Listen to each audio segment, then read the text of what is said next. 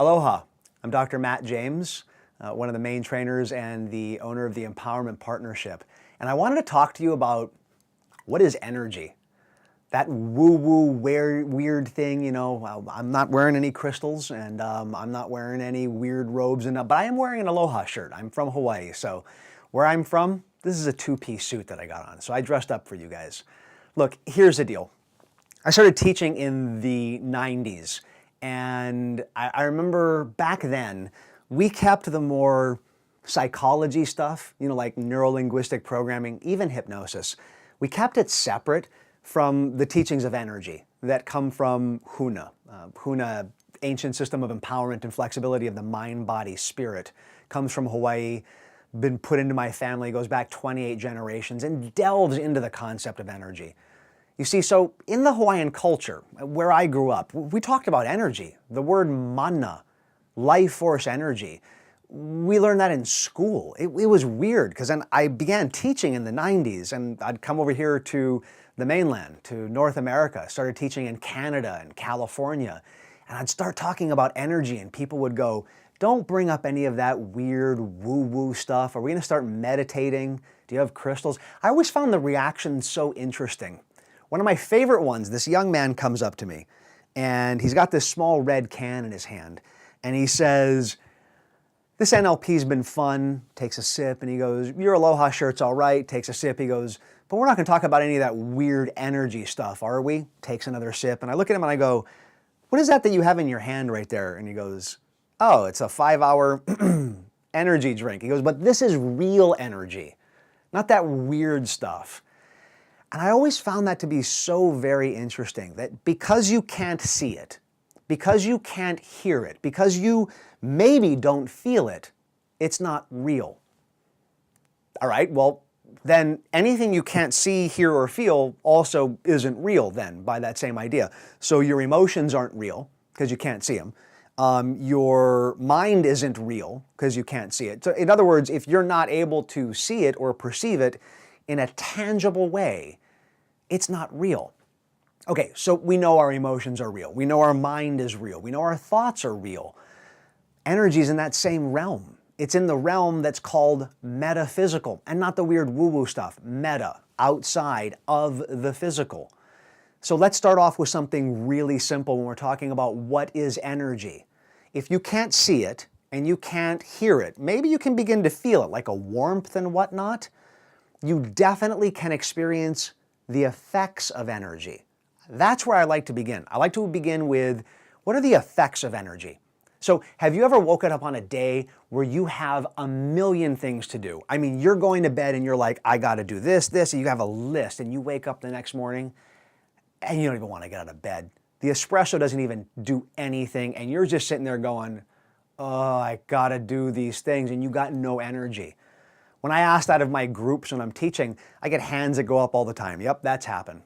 Have you ever woken up on a day where you had nothing to do? You were supposed to chill out and relax, and you're like the Energizer bunny.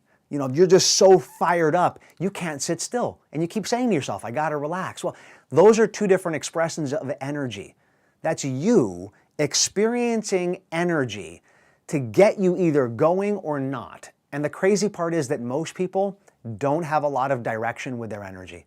They don't know how to tap into it, they don't know how to direct it, and therefore, it's scattered all over the place.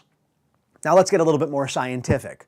How do you know what energy is? So first and foremost, energy is body heat. Let's go with the simplest one. In studies that were done at Yale, a Qigong master, they actually replicated this with a Reiki master, as well as a person who knows Huna. They're able to measure on their hand using infrared. They're looking at their hand. They're able to measure a temperature increase in the hand as they're sending energy to another person. And with that person's back turned, they're able to measure an increase in heat in the area that the person was directing the energy. So energy, body heat. You can feel the effects of that. Most people can. What's another type of energy? The electrical impulses going along your neural pathways in your body.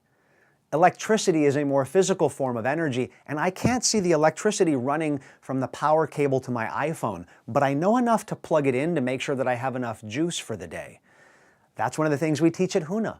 How do you learn how to plug into your energy so that you have enough juice to get through the day? Another type of energy, which one I love to delve into, is that of quantum physics.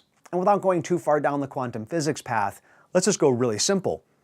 As scientists got a better and better measuring device, they delved all the way into an area called the quantum and proved scientifically that in every physical structure, at the deepest level, is energy. Let's go even easier than that.